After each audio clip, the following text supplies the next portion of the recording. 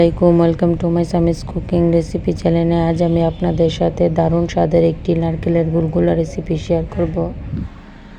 রেসিপিটি খুবই সহজ এবং আপনারাও যদি আমার ভিডিওটির টিপসগুলো ফলো করেন তাহলে আপনারাও খুব সহজে এরকম ফুলকো ফুলকো গুলগুলাও ঘরেই বানিয়ে নিতে পারবেন খুবই কম উপকরণ দিয়ে। চলুন রেসিপিটি শুরু করা যাক। নারকেলের গুলগুলা রেসিপি বানানোর জন্য এখানে আমি প্রথমে একটি মিক্সিং বোল নিয়ে নিয়েছি। এখন এর মধ্যে আমি দিয়ে দিব মেজারমেন্ট কাপের 1 কাপ পরিমাণ পানি এবং আপনারা সব কিছু অনুমান করে দিবেন, তাহলে দেখবেন একবারে পারফেক্ট গুলগুলা রেসিপি তৈরি করতে পারবেন। এখন আমি পানির মধ্যে দিয়ে দিব চিনিটা এখানে আমি 3 টেবিল চামচ চিনি দিয়েছি। আপনারা আপনাদের মিষ্টি স্বাদ অনুসারে, তবে বেশি চিনি দিলে এক্ষেত্রে গুলগুলাটা ফুলে না, চিপসে যায়, সেজন্য চিনির পরিমাণটা একটু কম দিলেই ভালো। আর এখানে আমি দিয়ে দিব স্বাদমতো লবণটা দিয়ে আমি ভালোভাবে একসাথে মিক্সড করে নেব। এখন এর মধ্যে আমি দিয়ে দিব ইস্ট। এই ইস্ট আপনারা যে কোনো মুদিমালের দোকানে পেয়ে যেতে পারেন। ইস্ট অনেক কোম্পানির এবং অনেক জাতেরই আছে। এখানে আমি ইস্ট দিয়ে দেব 2 টেবিল চামচ। যেহেতু আমি বড় মেজারমেন্ট কাপের 1 কাপ 3 কাপ পরিমাণ ময়দা দেব, আটা দেব, সেজন্য আমি এখানে ইস্ট দিয়ে দিব 2 টেবিল চামচ দিয়ে, এই যে আরেক টেবিল চামচ দিয়েছি, দিয়ে এখন এটাকে আমি ভালোভাবে মিশিয়ে নিচ্ছি। অবশ্যই ভালোভাবে মেশাতে হবে। ইস্টটা যদি না মেশে তাহলে আপনি যখন আটাটা দিবেন তখন এর সাথে ভালোভাবে মিশবে না। এই যে আমি এখন খুব সুন্দর করে ভালোভাবে নেড়েচেড়ে মিশিয়ে নিয়েছি। এই পর্যায়ে আমি এর মধ্যে দিয়ে দিব মেজারমেন্ট কাপ দিয়ে মেপে আটা। আর আমি আজকে আটা দিয়ে আপনাদেরকে দেখাচ্ছি, আপনারা দেখবেন যে কতটা ফুলকো এবং দারুণ স্বাদের গুলগুলে হয়। এই যে আমি মেজারমেন্ট কাপের 3 কাপ পরিমাণ আটা দিয়ে দিচ্ছি। 3 কাপ আমি ফুল দেব না, হাফ হাফ করে দেব। দিয়ে তারপরে আপনারা তো দেখবেন আমি ডোটা কীরকম করে মাখবো। এখন আমি আস্তে আস্তে আলতো হাতে এগুলো সবগুলো একসাথে উপকরণ মিশিয়ে নেব।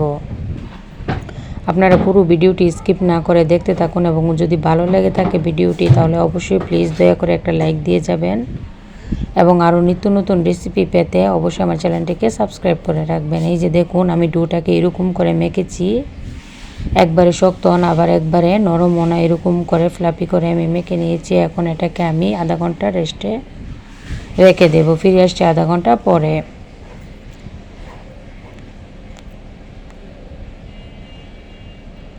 ফিরে আসলাম আধা ঘন্টা পরে। এই যে দেখুন আমার ডোটা কত সুন্দর করে ফুলে একবারে ডাবল হয়ে গেছে। এই পর্যায়ে আমি আরেকটু মেখে এর ভিতর থেকে বাতাসগুলো বের করে ফেলবো।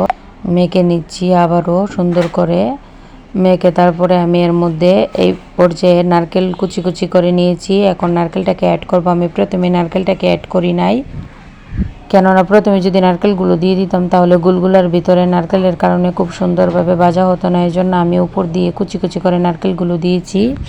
আর এভাবে দিলে নারকেলগুলো আপনি যখন খাবেন তখন আপনার কামড়ে কামড়ে নারকেল চিবানিতে পড়বে, খুব একটা মজা লাগবে। এখানে আমি কড়াইয়ে তেল দিয়ে তেলটাকে ভালো করে গরম করে নিয়েছি। এখন আমি সুন্দর করে ব্যাটারটাকে গোল গোল শেপ দিয়ে তেলের মধ্যে দিয়ে দিব। অবশ্যই তেলের আঁচটা একদম মিডিয়াম হিটে রাখতে হবে।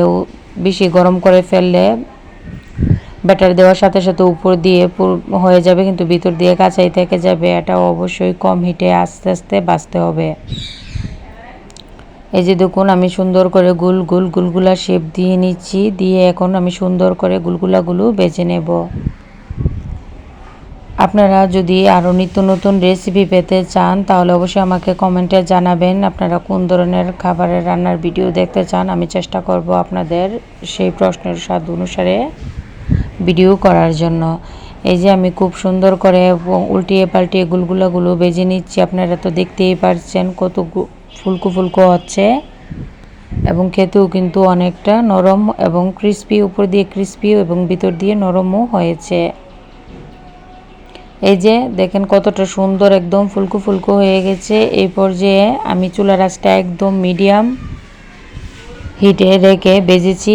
এই পর্যায়ে আমি এগুলো নামিয়ে নেব। নামিয়ে আপনাদেরকে দেখাচ্ছি কতটা সুন্দর হয়েছে গুলগুলাগুলো। এভাবে আপনারা ঘরে থাকা খুবই কম উপকরণ দিয়েই হুটহাট করে এই নারকেলের গুলগুলা রেসিপিটা তৈরি করতে পারবেন। এই যে দেখুন কতটা সুন্দর হয়েছে, উপর দিয়ে নারকেলগুলো দেখতেও কতটা সুন্দর লাগছে, খেতেও কিন্তু অনেক স্বাদ। ভিডিওটি দেখার জন্য